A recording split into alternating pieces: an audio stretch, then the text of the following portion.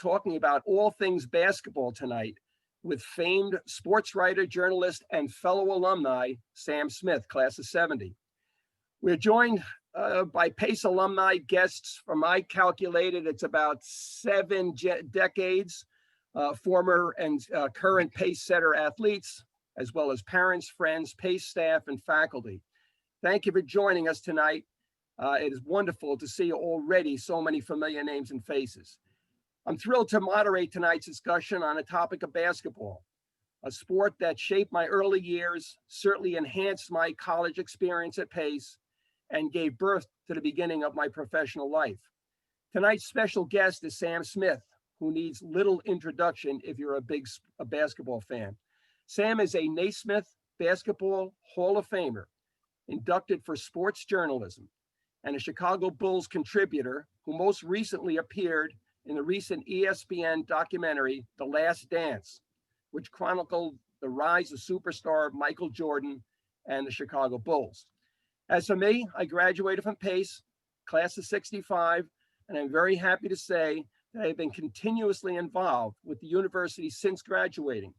Partially what that was, of course, I stayed and coached at the university for 14 years, but not only did PACE provide me with a wonderful education, but it also helped pave the way for a rewarding career that has touched many roles in athletics over the past 50 years.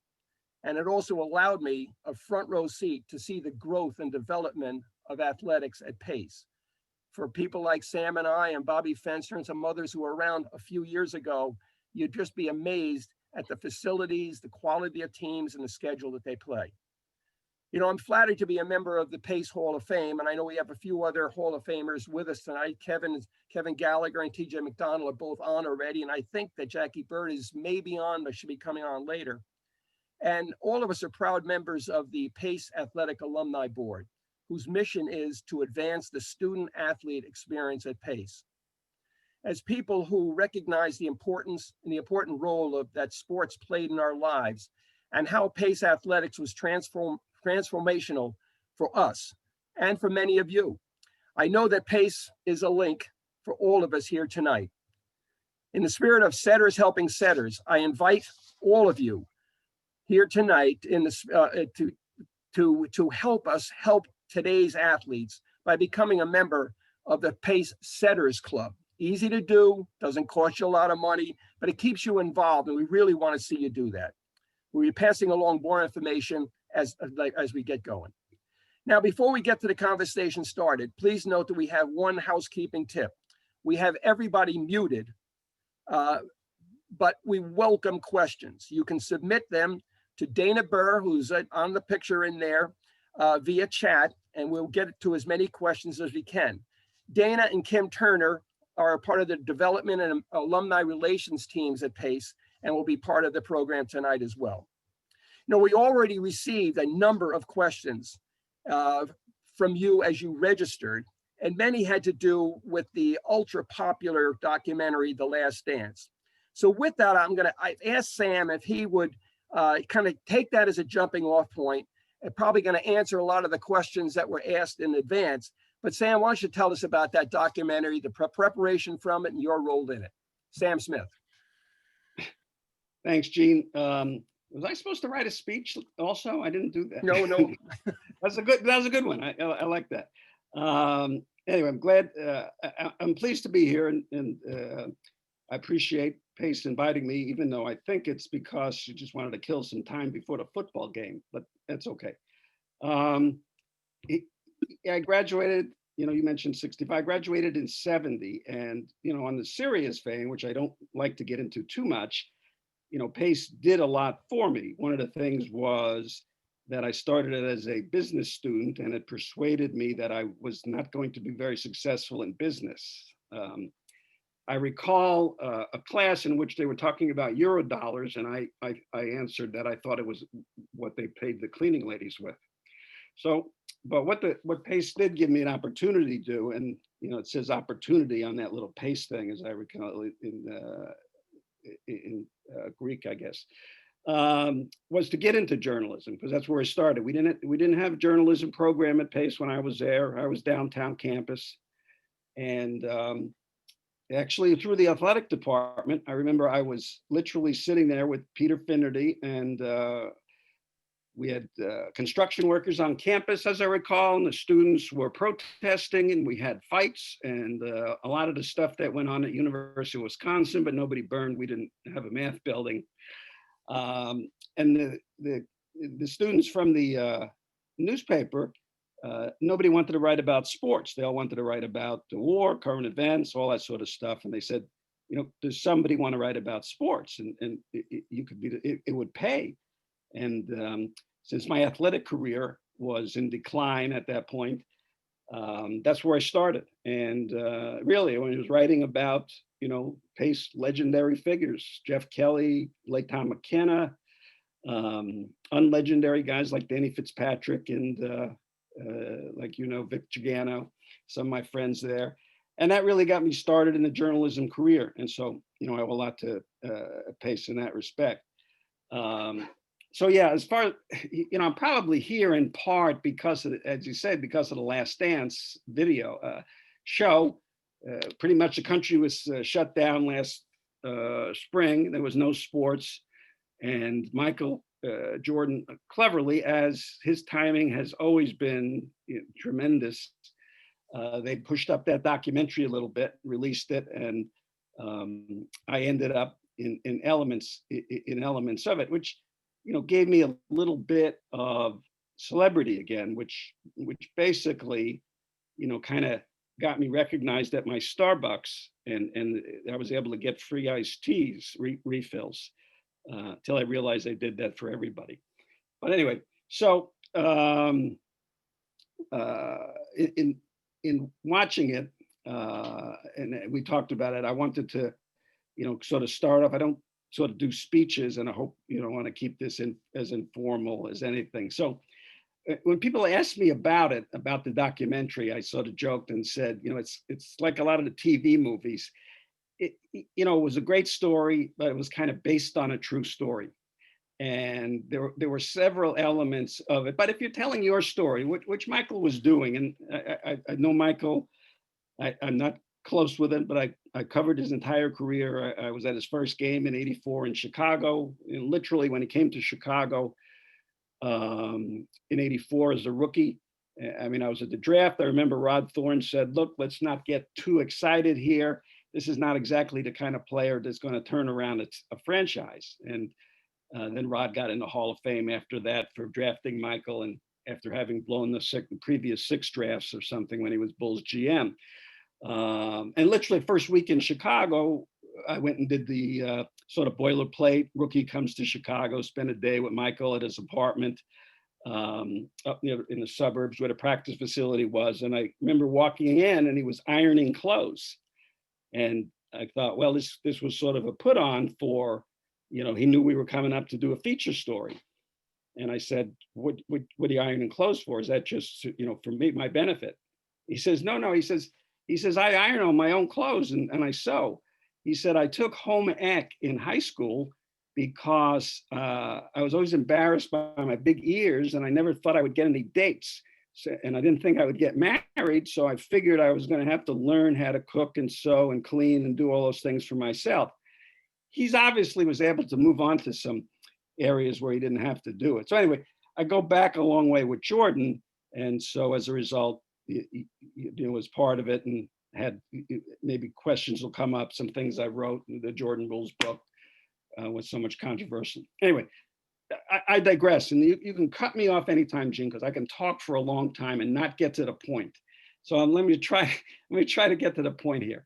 And my journalism training should get me to that, because I'm supposed to write the most important thing first, inverted pyramid and all that sort of stuff.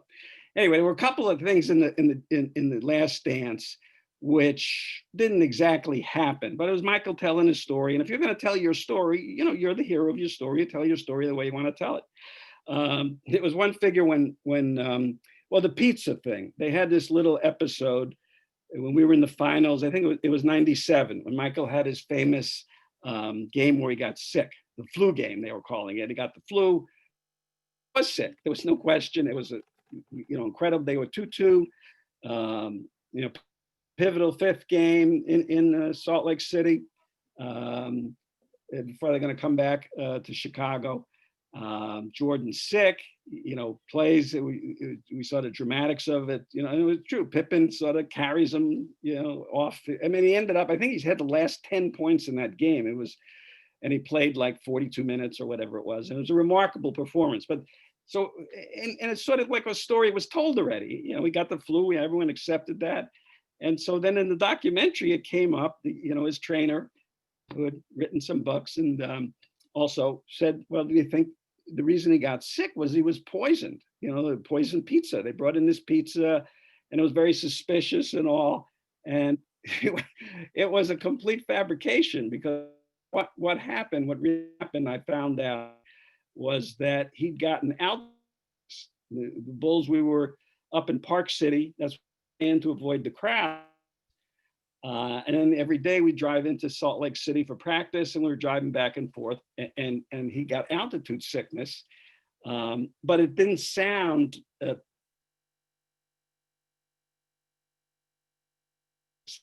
So they came up with the flu thing at the time, and then in the documentary they enhanced that. So anyway, that was one.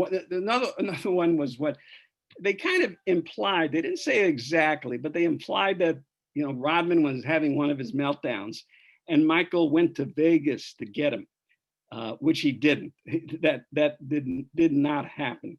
And Michael never spoke to Dennis. Actually, I remember Jordan and I had a falling out after this book I wrote in '91. The Jordan Bulls came out, and for a couple of years we didn't speak much. But then when he came back in '95 after the baseball, he was fine, and I spent more time with him, had some one-on-one interviews, and I'd asked him one time about Rodman, and he said, I talked to him like I talked to my children. I put my fingers on his temples, and I looked him in the eye, and I said, Dennis, do you understand what I'm saying to you? So there was no way Michael was going to go out of town and chase down Dennis Rodman. And one I always wanted to clarify. I mean, Michael is great in everybody is making a story, and the story of that Bulls, whoever followed that Bulls championships, where I was there and a part of 6 championships, and one of the great dynasties in the history of sports, was that the Bulls broke up this dynasty. And Jordan, alludes to that in the documentary. Says they should have given us another chance. Of course, they went through a lot of the things where Pippen, quit the team basically during the last season, said he wasn't going to play for the Bulls anymore. Rodman, to Vegas for whatever, and there was a lot of stuff going on. Players getting old and all, but Jordan said, well, I wish they'd have given us one more chance. Well, what had happened at the end of that season was Jordan went to ownership and said, I'm done with these guys. I'm done carrying everybody. Just a version of '93 when he left the first time. He said, I'm just burned out. I'm finished. And they said, well, look, it's going to be a lockout. You don't have to make a decision. Why don't you wait? It's probably, we're not going to play again until January or February. No, I'm done. I don't care. I'm done with these guys. Pippen back injury, which he didn't, but Michael was so angry about Pippen not playing at the end that he accused him of faking his injury like he did with the Detroit when he got the migraine headache in 1990, I think it was. So, and then during that interim, when they had the lockout, I think it was in December, Jordan suffered a severe gash on a cigar cutter, and he gashed his finger open and had surgery. So he couldn't have even played that season because he had surgery before they started up again. So, but it was a good story. I do know that was the one thing the Bulls owner got upset about, and Jordan did email him, I was told, and said perhaps I should have said something else. So anyway, those are a couple of things just to set the record straight. I'm gonna bring Chicago into play here. One of my basketball teammates is on the line. He's joined us tonight. He was a member of probably the Pacers' first championship team. They got a postseason invitation. Moved out to Chicago a number of years ago, and I'm delighted to see I'm on here. So Jerry Lane, you have a question for him? I do. Hi, Sam. Good. Hi. Uh, we're from the same neighborhood. I grew up actually in Sheepshead Bay, and Well, had Sheepshead Bay High School not been there, I would have gone to Madison just like you did. And so my question is, who was better, Bruce Kaplan or Joel Hoffman? Steve Katzman, I think, Kaplan. was the name I remember. Wasn't it Steve He played for Katzman? NYU. He played for NYU, and Oh, Barry Kramer, you mean? no, You mean talking Barry Kramer? these are two Madison kids, a couple of years Oh, older than you. They had very good teams. And the two stars, one played for NYU, Bruce Kaplan, and Joel Hoffman played for uh, Columbia. I assumed you were following basketball then too, but maybe not. no, I didn't. It would, to me, would be a tie between two guys who were not good enough to play in the CBA, as I remember most of those guys. I remember when I was at Madison, not being a basketball player, going against Boys High, and we'd go in there to watch the games, and I remember Vaughn Harper Oh yeah. um, dunking on every player that the little Jewish guys from Madison High School had. Even though think I recall, even this is pretty esoteric. I think Madison did go to a Final Four up in like 63 or 64. That's the team I'm talking about. That's the team with Hoffman and Kaplan. Yeah, I didn't. Oh, yeah, It's I didn't. before your time. I didn't have to work in basketball then. I wasn't paying I attention. let me tell you, They, New they York were City Sheepshead Bay, basketball. they were Sheepshead Bay Marine Park basketball players. I could do that. Hey, we had a great player my year. My year and Gene's year are the same. We had a guy named, he became a baseball player. You might have heard of him, Rico Petrocelli. He was terrific in basketball. First team All City. And New York basketball in that era, I think, was the best in the country because we really didn't have football. So everybody played basketball. No, I really wasn't. But one thing about having been around pro athletes, Mm-hmm. unless you're around pro athletes and see them and watch them all the time, you don't realize how good they are and Oh, how yeah. much difference there is between them. You go to a game, I understand, when you watch from the stands. Jordan, and Jordan, of course, is extraordinary. Yeah. And he used to do this thing in the neighborhood with his neighbors. And he would, neighbors say, well, I want to play. And he didn't do that. But neighbors would come out and say, well, I'll challenge you to a game. I say I'll play Michael Jordan to a game. So what he would do is say, if you get one basket before I get 11, you win. You just got to get one basket in. And he would just block all their shots. They would never get a shot off. I live in Deerfield. He was a neighbor. I mean, I know, So that story was around, and the extraordinary difference, and that's also the thing about pro teams, that why it's sort of hard to coach them in opportunity. I mean, it's an opportunity for myself with Pace. A lot of success is about opportunity. Everybody who there, when you read the bios of all these players, everyone won a state championship in high school. Right. Everyone was the best guy in all of their neighborhoods. And so now you put them all together, that pyramid gets very thin at the top. I'll just make one last point. I know Gene has a lot of people that are going to. The 1960 New York City basketball players, Billy Cunningham made second team All City. That was Connie Hawkins, Roger Brown, and you may know their stories. They would have been two of the greatest ever had they not been cheated out of 8 years of their college and pro careers by a phony situation with gambling that they had nothing to do with. Yeah, I know those guys. Actually, I wrote a book a couple of years ago called Hard Labor about that era. I know Billy.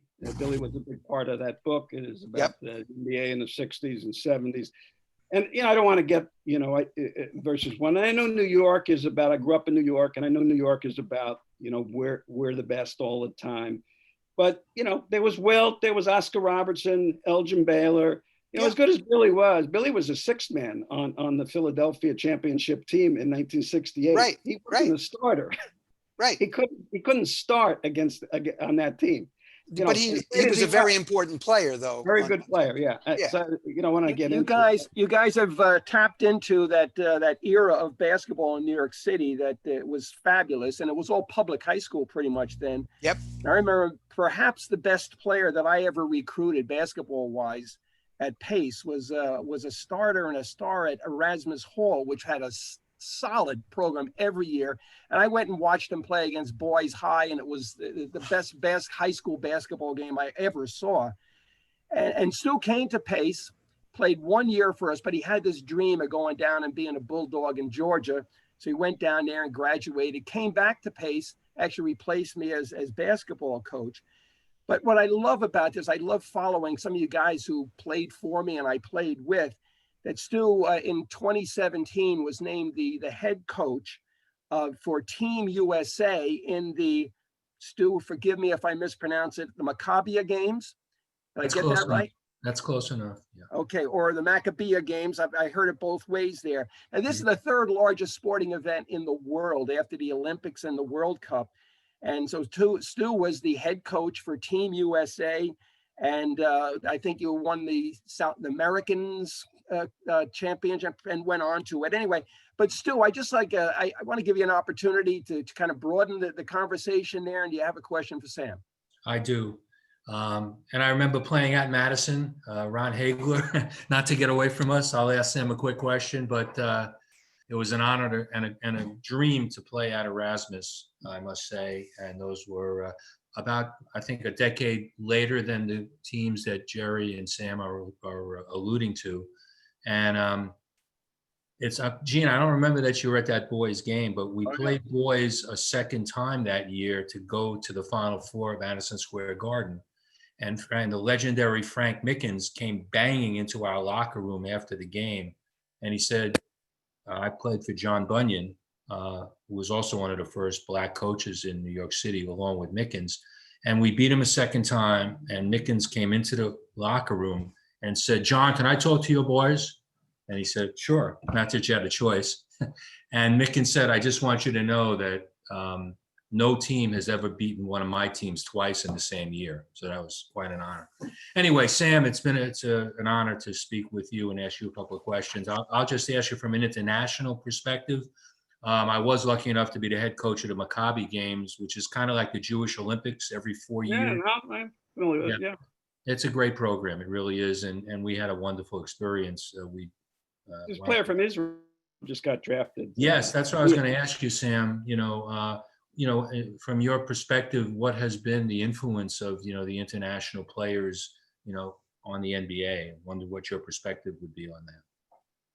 Well, as you saw, with last year, finally, it's interesting because, we're guilty of a lot of things. I don't want to get into that discussion, but we're guilty of a lot of things in the United States with bias and chauvinism. And, into the EuroLeague has been a great league. There's been great play. And now you see, Luka Doncic, who's probably going to be a league MVP in the next couple of years. But for a long time, the NBA, there was a lot of resentment in the NBA toward Europe. And it was difficult for NBA players. Part of it was economic. Part of it is, they're coming to get our jobs, so did the general immigrant argument that you hear sometimes, well, they're getting our jobs. So there was a internal resentment and, a view that, America is superior, that the NBA is the best. And the NBA overall, like the golf tour, whatever, we have, so much talent, it's better. But to dismiss individuals internationally, was a mistake. And guys weren't getting a chance. Names slip my mind from time to time.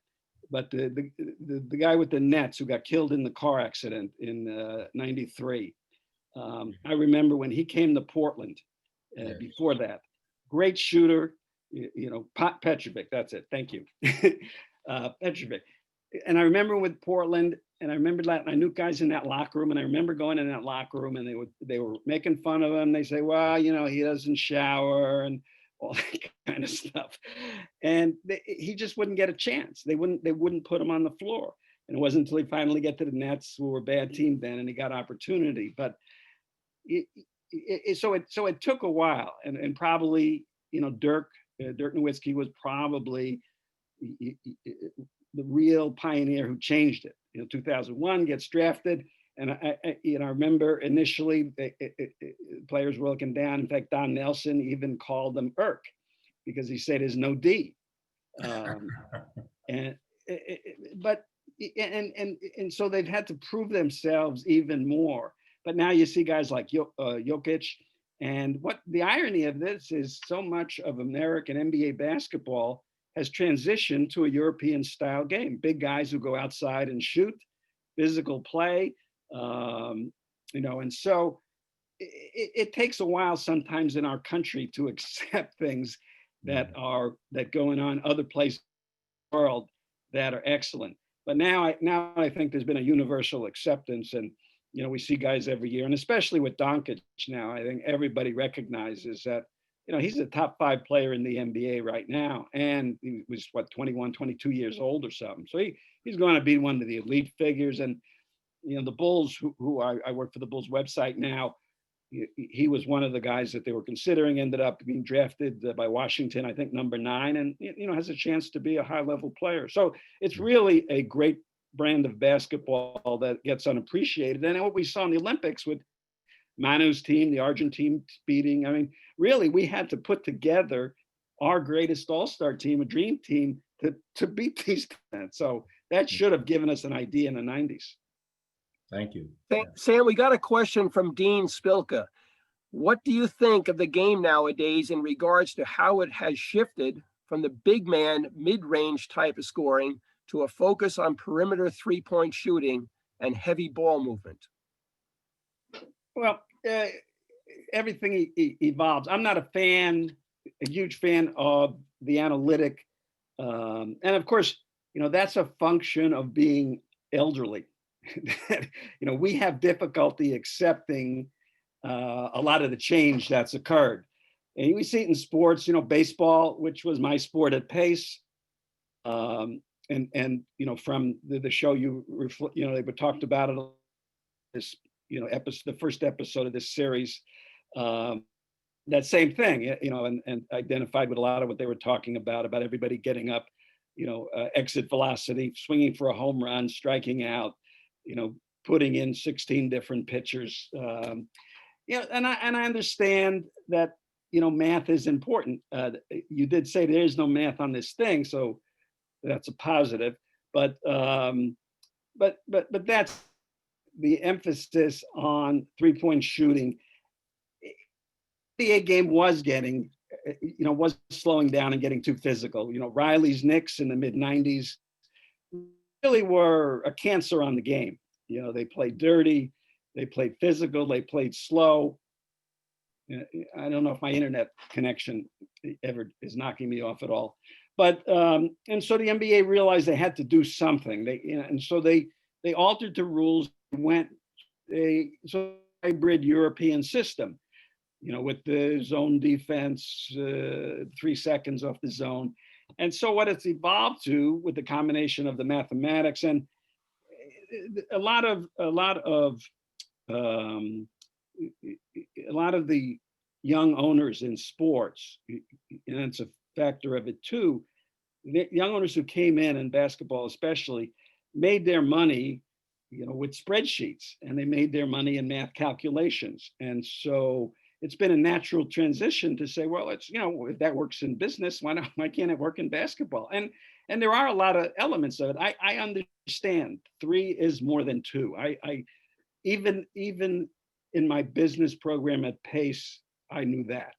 But that said, there are other ways to score in a variety of games. Just like in baseball, as they talked about, where's a run, steal, there's a lot of elements to movement in the game. I think basketball will eventually come around. Maybe they'll close the corner 3. The corner 3 is too close. I mean, it's practically a free throw for most of these guys now.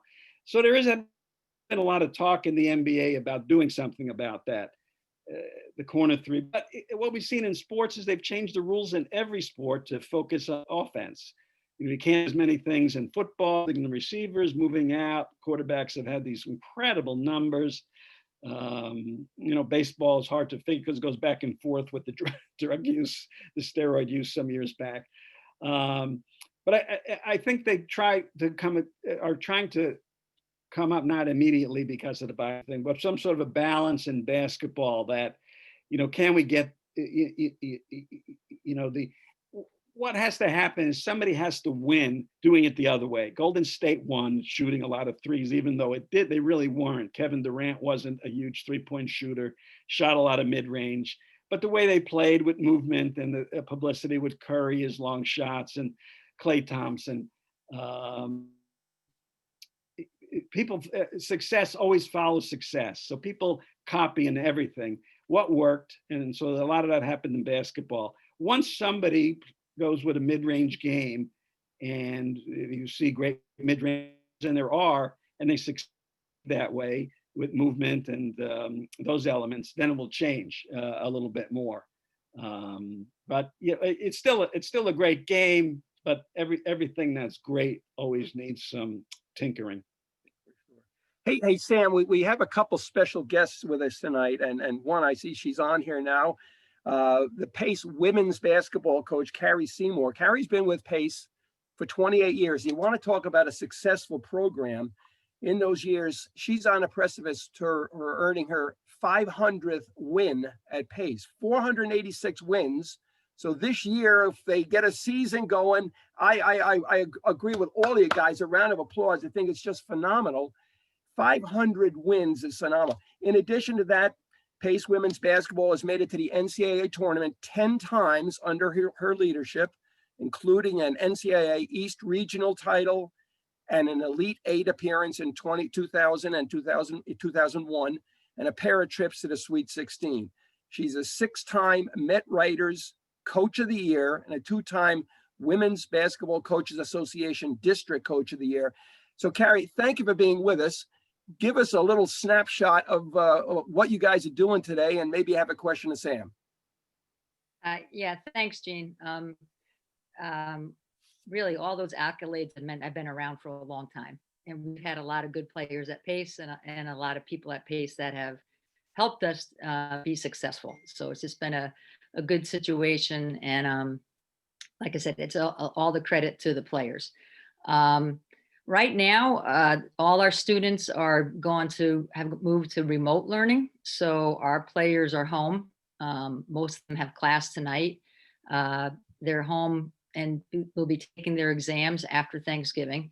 They're eager to get back on the court. We're still, the conference has not made a final decision yet about our season. We're eager to play. We're excited to play. We'll be happy with whatever decisions are made if we do get a chance to play some games, but it's kind of in a little bit of a waiting game right now. We hope that by mid-December we'll have a definite answer whether or not we're going to play or not. It's definitely been a different type of preseason this year. I mean, no one's ever planned for a pandemic and how to coach or how to help student athletes navigate through it. So it's been interesting. It's our biggest focus has been keeping their attitude, in check, like as far as staying positive and, concerned about their physical health and their mental health and just keeping them engaged. Any question for Sam?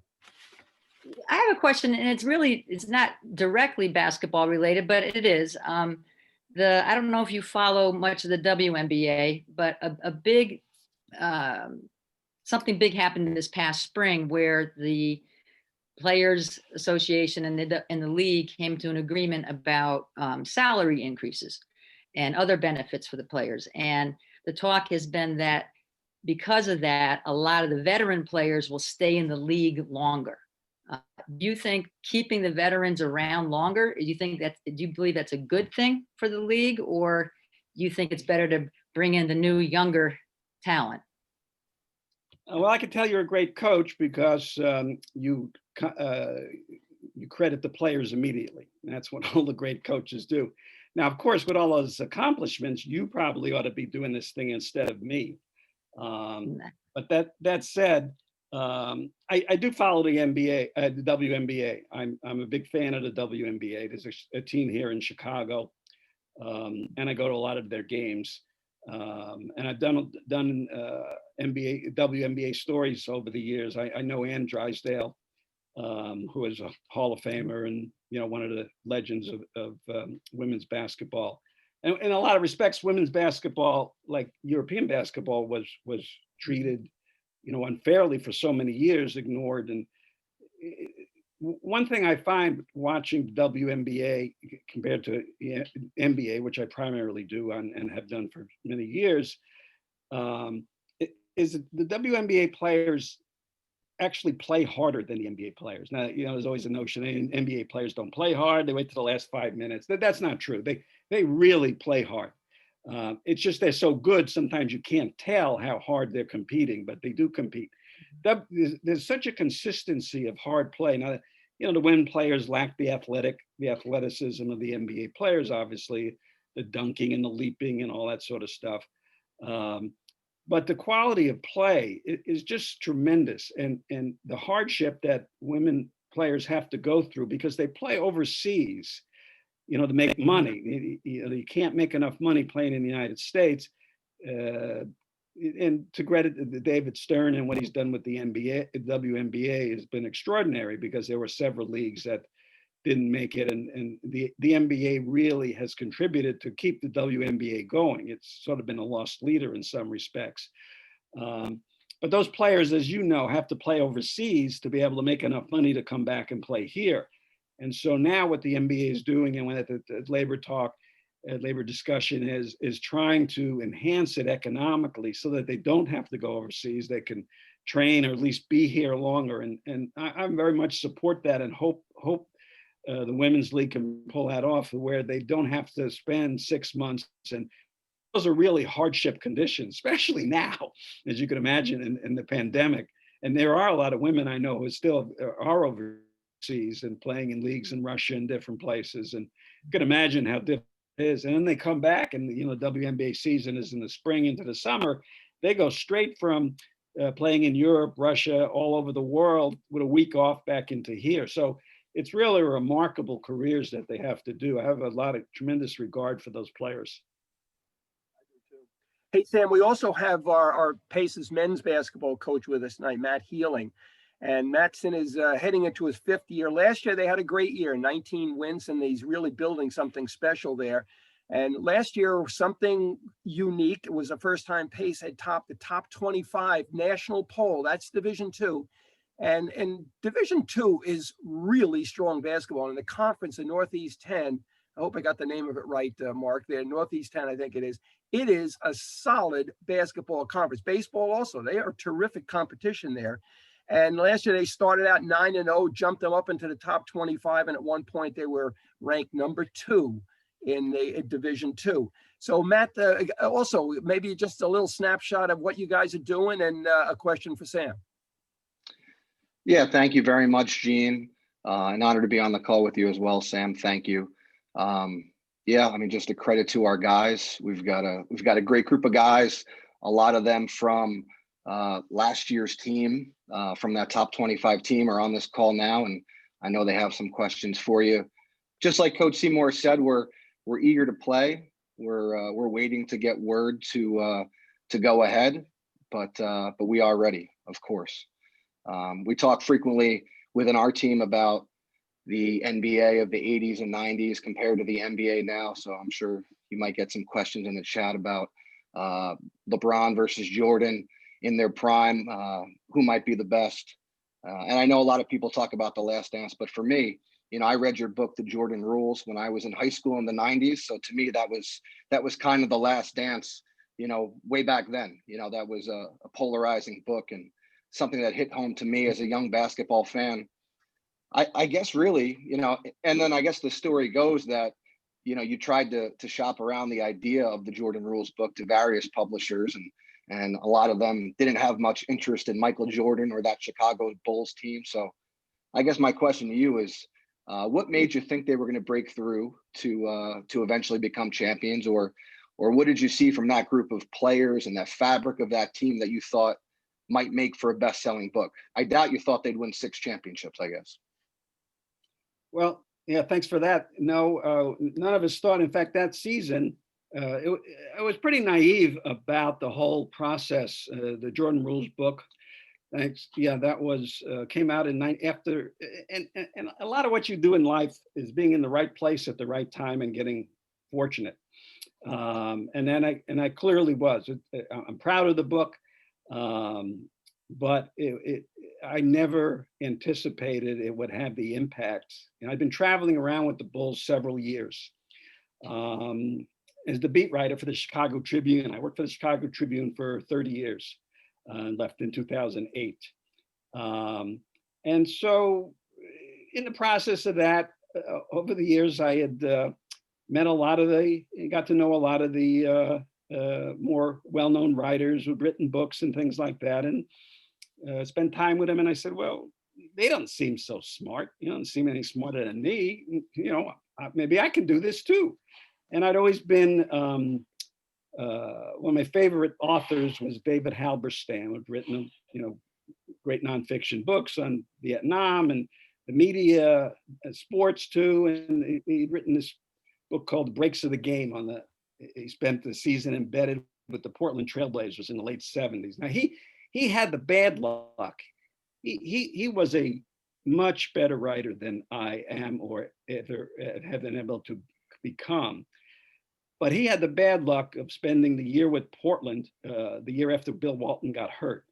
I happened to be with the Michael Jordan and the Bulls when they were in this ascendancy. But even that season, I remember the Bulls had lost to the Pistons, and it was all about, can you get past this team, this hated team? And they'd lost 3 times in the playoffs. Got to its 7th game in 1990. Pippen had this famous migraine headache, played 40 minutes, scored 2 points, got blown out.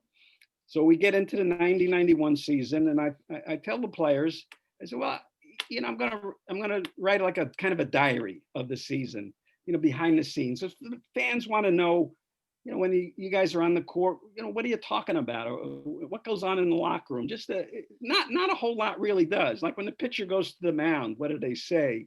Like Bull Durham, the great scene where they were talking about what to get the gift for the guy. It's stuff like that a lot of the time. But, fans are, and so it was sort of, Wizard of Oz. I'm just going to peel back the curtain, and it's sort of a simple thing. And I was a little naive about when it's like at your office, if you're around people, whatever, 4 or 5 years, 7, like I had been since Jordan came to Bulls in 1984, these things that went on in practice, fights or whatever, I'd written about some of the newspaper, and everybody seemed to know, Jordan could be difficult, incredibly, really a competitive sickness. And that was sort of the fun around him. It was sort of like an Animal House thing, almost sort of way. I use old man references. It's sort of like the Otter character. Everybody wanted to hang around. Michael was the cool guy, and he was betting on everything. We would back then. Players today wouldn't realize that occurred, but the players used to get their own baggage. We traveled commercial. We'd get to a city, and everybody would go to baggage claim to get the bags. All the players too, Michael Jordan, everybody. And what Michael would do was he would pay off a baggage handler when we were going down there. And then he would bet when we got down there on which bag came out first. And he would do this all the time. They showed us, I think, a clip in The Last Dance where one of the timeouts, they used to have the dot races at the United Center up on the Jumbotron, sort of like the beginning of video games like Pac-Man. And so, Jordan would pay off the video operator for his dot to win. And then he would be betting with the other guys. So it was always sort of a game. I always sort of described him as sort of this kind of man's man. It was always kind of just fun to be around because it was always a game, always a contest. You saw that in the documentary where they were flipping coins, I think it was, and the security guard did the shrug like in the 92 playoffs when Jordan hit the 6 threes, against Clyde Drexler.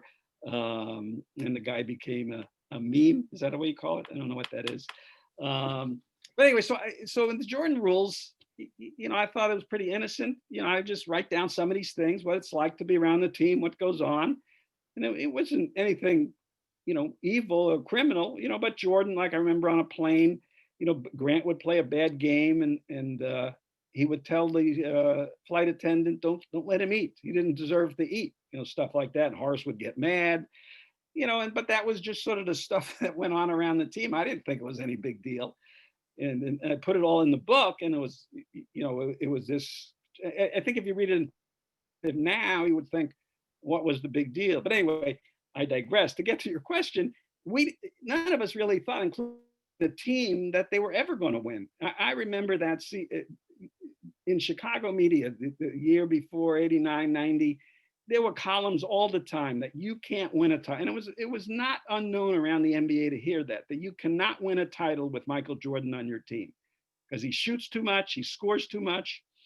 Actually, I remember when Phil Jackson got hired to replace Doug Collins in 89, he went up to Michael and said, in the last 30 years in the NBA, there's only been one team that's won a title with the league leading scorer on it. And Michael said, I didn't know that. He said, you know who it is? And I said, no. He said, it was Milwaukee and Kareem in the early 70s. But other than that, no one has ever won. So Michael said, well, we'll be the second. And that sort of always was his nature. But they had gotten so caught up in, can we ever get past Detroit? And in that season, the Bulls go into Detroit. I mean, we went in right before Christmas, and they got blown out, lost by like 25, couldn't compete. And the notion was, and I remember Phil talking after that game, he says, well, we might have to break up this team. This team might not have the mental capacity to beat the Pistons, to play up to that level. So that's the number of the season they end up winning. Then they go on this run. And that's really when, after the All-Star break, they became the best team in the league, won like 28 out of 32 or something, some fabulous run, and just blow through the playoffs. And then when they got to the finals with the Lakers, it was Worthy and Sam Perkins, and everyone's going, well, you can't beat those veterans. But I'm looking at it now, and then that's really was the strength of the Bulls. Jordan is the best defensive player in the league, one of the best in history. Pippen is the best small forward defender in the league at the time, probably best ever at his position, defense. And Grant is the best athletic power forward defender in the league at the time. So you had the three most athletic, best defensive players on the same team at the same time. It's unprecedented. And that's why they were so great. Michael's scoring obscured all that. But when they got there and they realized they could do it, then we kind of got the sense that this team is special. But leading up to that, the narrative a lot was you can't win with a scorer like Jordan, which people would see, how could you have said that then?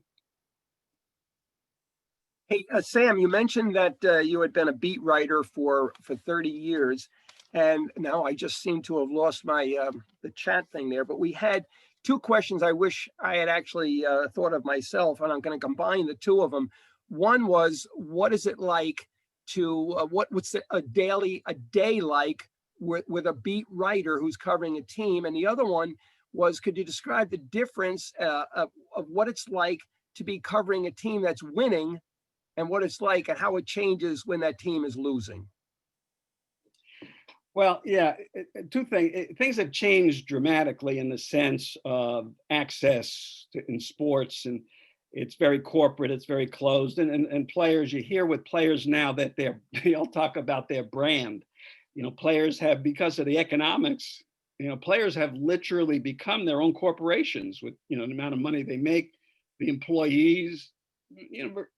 Virtually every top player has like a staff of people, even not top players. I remember Ben Gordon when he was with the Bulls, like 2010, 8, 10, around there. Chicago, some of you know from living here, is not a really great place to be for like 6 months a year. And so in the winter, Ben had a guy who kept his car running in the parking lot during practice because Ben didn't like to get into a cold car, and that was a lot of his job, and he was a six-figure earner for that. So there was a lot of opportunities. But when I started, and we were, as I referred to before, about getting off the traveled commercial, we all were together. There were 12 first-class seats for the players. The coaches, they didn't name it that way, but the coaches sat in coach. Almost every flight, I either sat with Phil Jackson or Doug Collins, Kevin Lockery before that, Tex Winter. And that's how I learned the elements of the game. Johnny Bach, who was a famed player from New York, a coach at Fordham. Johnny, I was very close friends with for many years. And so on all the flights, I would sit with the coaches and just pepper him with questions on and off, not only what's going on with the team, but the game. Tex shared with me his triple post triangle book that he wrote. He went through it page by page, explaining to me every diagram, what they did, back how USC played it in the 30s. And so I got this tremendous history, and then, this incredible access to these players that doesn't exist anymore because they're separated. They have these modern locker rooms. Back then, in the locker room was one room. I remember, this is how I met, one of my favorite stories, I want to get too long, how I met Larry Bird. It was like the mid 80s, and I was going to do a feature story. So the Celtics were practicing at the Bulls practice facility, and I made arrangements with the Celtics PR, public relations, but they apparently forgot to tell him. So I get up there and I introduced myself and said, I'm here to do this story. And he said, well, I'll see you at the game tonight. And I said, well, I wanted to just see you before other writers around. I said, well, we're going back to the hotel now. So I said, well, why don't you come ride with me? I'll drive you back. And he said, sure. And so he gets in the car and we drove around for an hour, and, I've gotten to be friends with him over the years, but that doesn't exist anymore. We would play in Dallas. The arena was right next to the hotel. So all the players would walk over. We would walk. It was like a 2-block walk to the arena. Now, there's some hotels that I stay at sometimes with the team that's literally across the street from the arena, maybe 100 feet. We get a bus, and everybody loads on the bus and drives to the arena. So many things have changed, but the beat writer life, it was great. I had fabulous experience. I was very lucky to be get that team at that time. Made a big difference. Losing teams are not as pleasant to be around. It's fun for a writer, actually, because when you're with a losing team, the stories are better because everybody's complaining about a lot of stuff. They don't like the coach, they're not getting a fair chance. So there's better stories. When you're winning, the newspaper, I work for newspapers, the newspaper liked it better because the fans were happier and they buy more papers. And when the Bulls won championships, in the playoffs, the Tribune, Chicago Tribune, where I worked, circulation usually went up about 100,000 in the playoffs because people were buying more papers. The stories weren't as good because it was so homogenized that everybody was happy, nothing was going on, we were winning. So me, it was more fun to be around the losing team because then the players would complain about each other all the time. And one thing about the NBA, which I always appealed to me much more than the other leagues, and I have done stuff in other sports, you help out in off seasons. I was with the Cubs.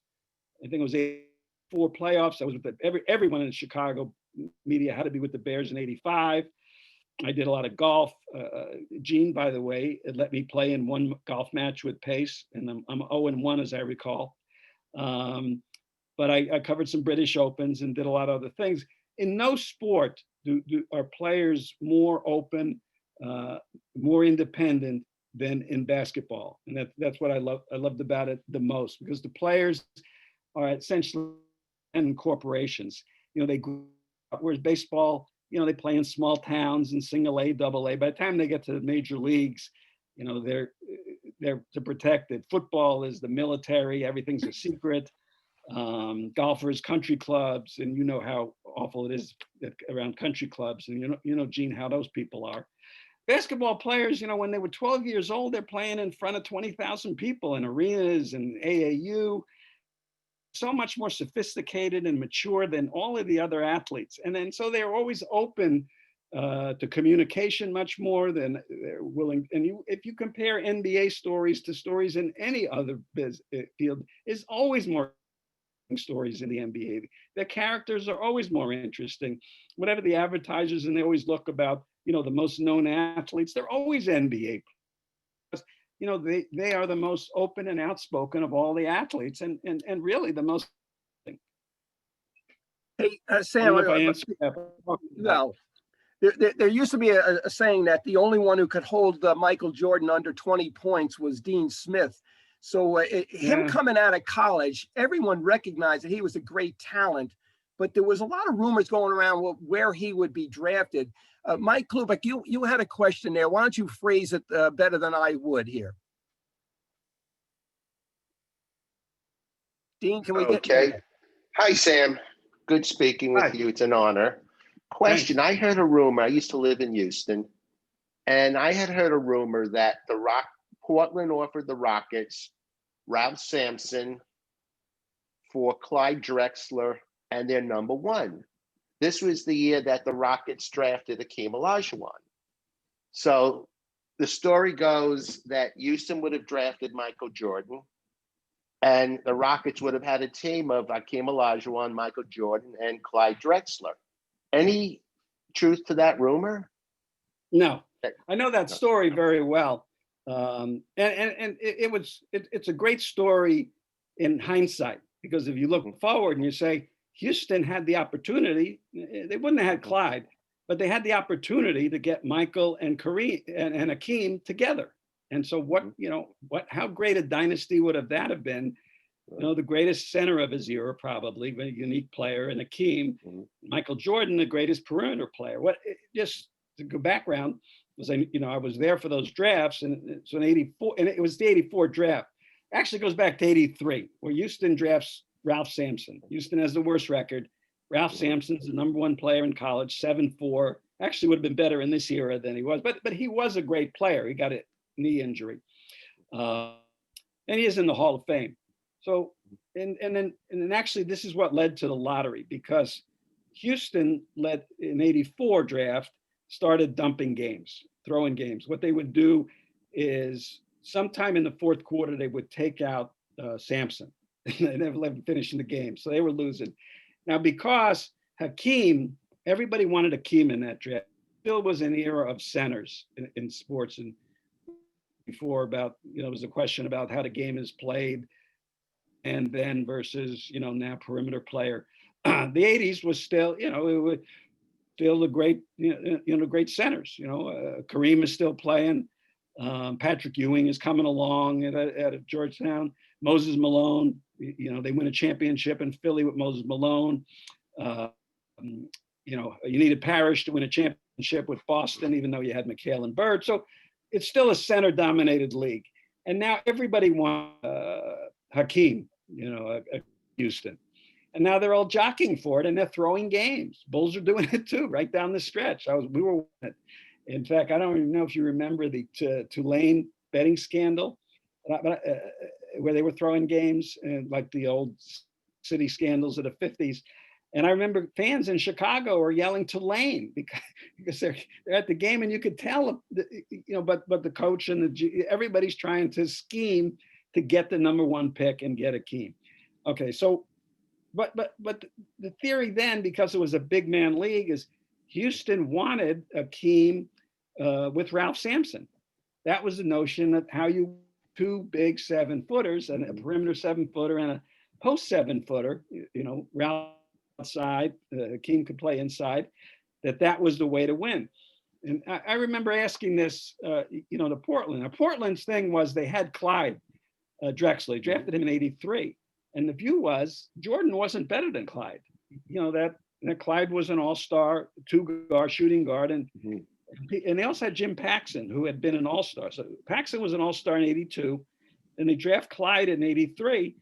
And the Jordan's available in '84. And they say, well, we're not going to pick Jordan because Clyde's just as good as Jordan. And Clyde did get to the Hall of Fame.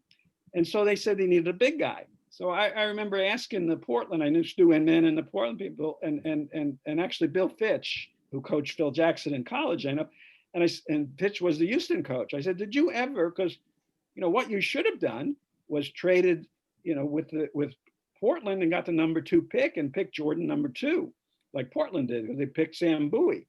He said, no, we never discussed it because we wanted Hakeem. And once we knew we had Hakeem to go at Ralph Sampson, that was our team. And they did get to the finals in 86. It took Jordan 7 years. And it sounds good in retrospect. Yeah, you would have put Hakeem with Jordan, but it didn't happen. And as I said before, when the Bulls had drafted a number of shooting guards before that, Quentin Bailey and Reggie Theus, shooting guards. And I remember at that draft, Jordan was in the Olympics. He was a star. You could see that, made the winning shot in the championship in 82. And we asked Rod Thorne, so is this the guy to build around? And he says, no, we're not going to build around a shooting guard. You can't win that way in the NBA. So it took a while, but they eventually did. But yeah, it is a good story. One of the things we feared heading into this program was the fact that an hour wasn't going to be enough. And I talked too much. I twisted Sam's arm. So we're going to stay on for another 30 minutes or so, just to see if we can get to everybody's questions that wants it. But anybody that, budgeted only an hour at a time and you have to go, please watch for future Let's Talk Sports kind of things. And do please, consider, staying close to pace in every way you can, especially being part of that Setters Club. But right now, I'm going to ask if Barry Newberger. Barry, are you on there someplace? Barry goes back to the 60s and 70s with Pace Sports for sure. He was our first sports information director, first as a student, then as an employee. Spent some time at Columbia University as a assistant AD, and now is at Yeshiva University. And I was amazed. I loved following. I loved Division III basketball and watching what his teams were doing over there. I think it was 27 straight wins and made it to the NCAA tournament again. So if Barry, if you're with us, and I can't see you on the screen here, please say hello. And I think you probably have a question or two for Sam. Okay, it looks like maybe Barry didn't make it on tonight. Dana, I've lost the chat line over on my thing here. So what other questions do we have? Maybe you can catch us up. Absolutely. I have a really great question from Brandon Fitzsimmons. So what advice would you give to a kid in high school that is trying to play in college, Sam? High school to play in college. Well, it's like in anything, the only advice, I always have is to find what you're most passionate in. And that's obviously basketball, and just play as much as you can. You got to play and be seen. So I'm not aware of, I know AAU basketball, and I know there's been a proliferation of these programs with specialized coaching. Being older, I'm not a fan of a lot of the specialization that goes on, obviously, because what you experience is what you're most interested in. So we played all sports, as Gene, Gene's ability to play four sports. He was four sport letterman at Pace. So we viewed the changing by seasons, playing baseball, playing basketball, football, whatever the case might be from season to season. That's obviously not pursued much from what I'm told.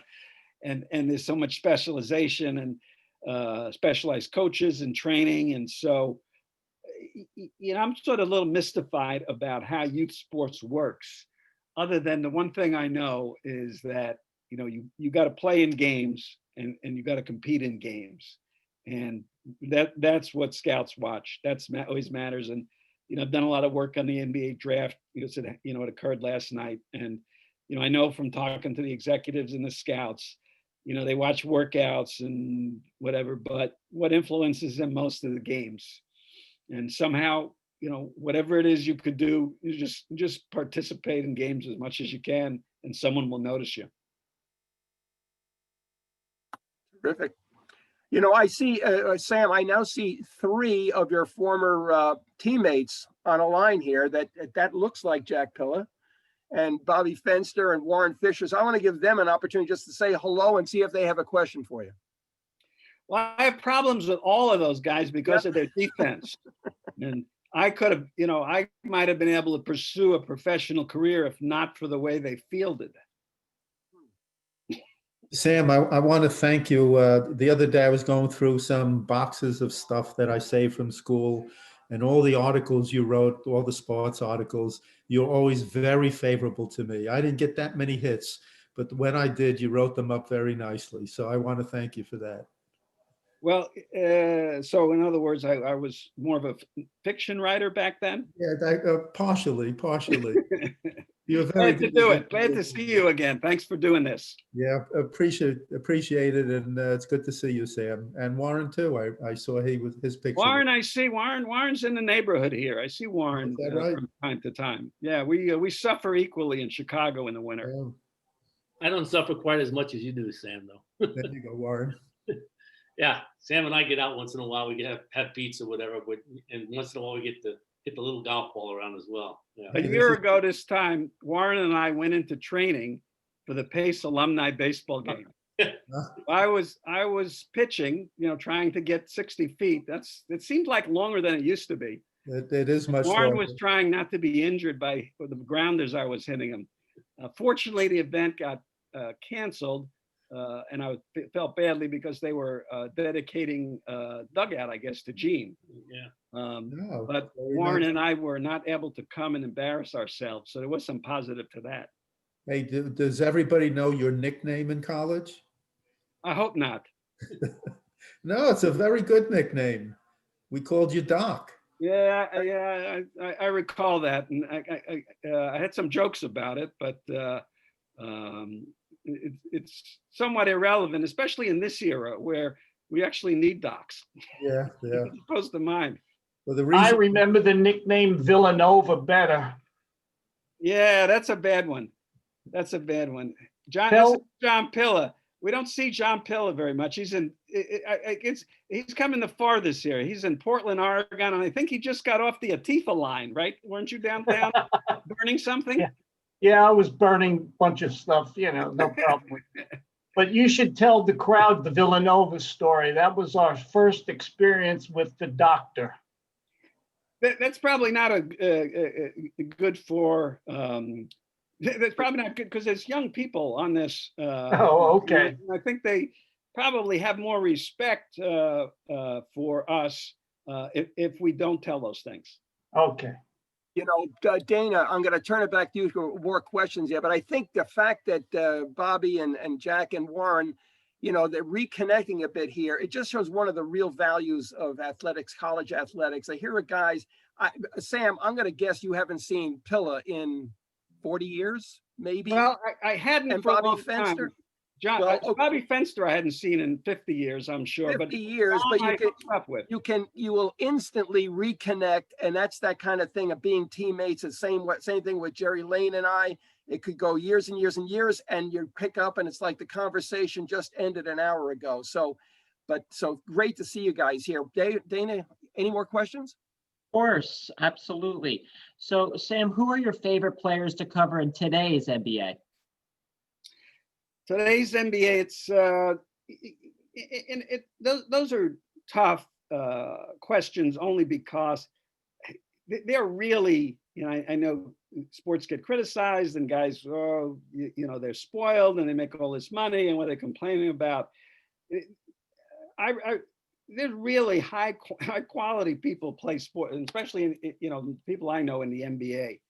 Now, I'm not as intimately close with them as more I'm around the Bulls because I work for the team's website now and have for the last 12, 14 years, 12 years. That's 12 years, I think, with the decline in the newspaper industry. And that's given me an opportunity, to do a lot, which I wouldn't have had with what's going on in newspapers. But most of the guys I know are from my year, like Steve Kerr, who's with the Warriors, a lot of the coaches. Steve Kerr is a close friend, some of the assistants. The kids who come into the NBA, that's something I want to emphasize, are really, really high quality people, and they come in. What's surprising to me, and the coaches who have been on the call, I think they understand that the kids who come through athletic programs now, because they're so organized, they're so professional, they have, so many so many amenities for the kids, and there's such opportunities for, economic advancement.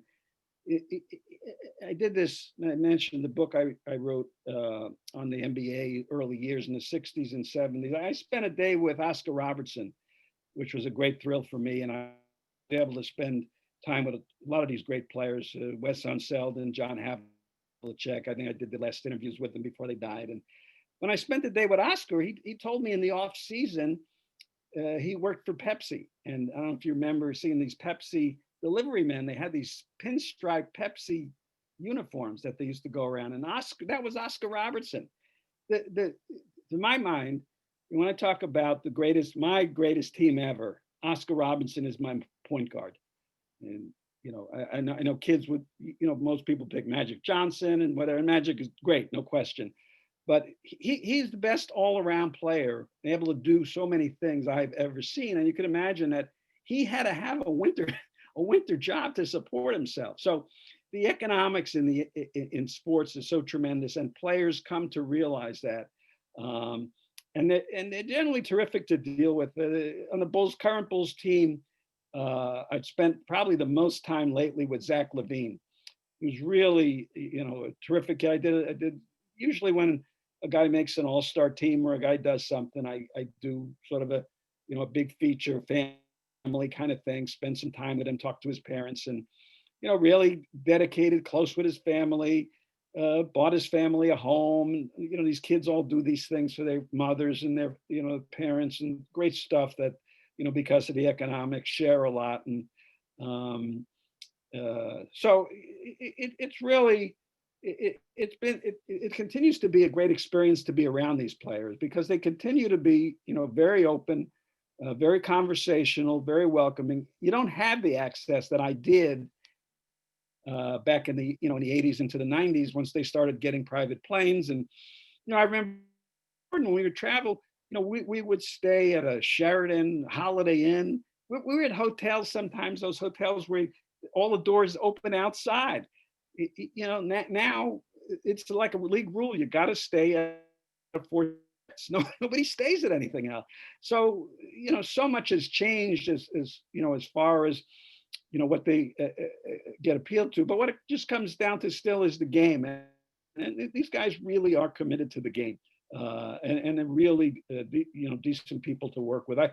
There are very few. Russell Westbrook is a pain in the ass to deal with, and a miserable guy. Rasheed Wallace was a miserable guy to deal with. Bill Laimbeer was the worst person in the world I've ever had to deal with in my life. But those are the exceptions. And like I said, Larry Bird, who I didn't even know, gets into my car. We ride around. The amazing thing in that story is they were staying at a hotel near O'Hare, and as Warren would know, there's no clover leaves at those exits, and it's hard to get someone off those exits to those hotels. And so I got lost. And Larry Bird's in my car before afternoon between practice and before the game, and I'm riding around trying to, make conversation. And he goes, "You're lost, aren't you?" And I'm embarrassed. I say, "Yeah." He said, "Auerbach's never going to forgive me if I miss the game for this reason." And so, you just don't run into, people don't appreciate, how humanity with a lot of these guys, and, how decent people they are.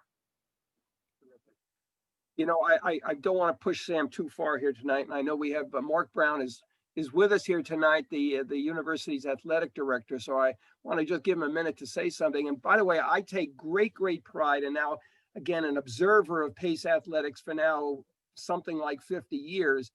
And to think, you guys think about the QPAs of some of your teammates, et cetera. The average QPA of the student athletes at Pace University is like 3.4. Mark, is it something? Am I way off on that? Yeah, our department-wide GPA after spring semester last spring was 3.43. So very, very proud of our students. I know a lot of our teams, student athletes, left the call, but they really working their tail off, and yeah, very proud of them. should be. I think it's just Pace has athletics and academics in the right proportions here, and great teams and great leagues you play in. And but they're students who go out and get real jobs and make real lives for themselves. So You know, Gene, we were 3.4 if you added up Warren, me, and John Villa. and it might have got to 3.5 if you had Howie Thompson. No, still 3.4. Anyway, it's been great, and I do appreciate all you guys being with us tonight and participating. And Sam, you've just been terrific, and I know the university is proud to have you as an alumnus and proud of your Hall of Fame career. So thank you. Thanks Thank for you. everybody joining. Thank you. Please do watch for the next in this series. I think it'll be another great one. Thank you, all. Gene. Thank you, Sam. Thanks. Yeah, Bye, people usually everybody. don't want to spend any time with me, so. Good job, Gene. Good job. Thank you, everybody. Good seeing you, Sam. Happy Thanksgiving, everyone. Take care. Yes. Be safe. Thank you, Gene. Good night. Hey, you, Kevin, good to see you. Good Take care, Kevin. Thanks. Bye. Appreciate that day. Good job,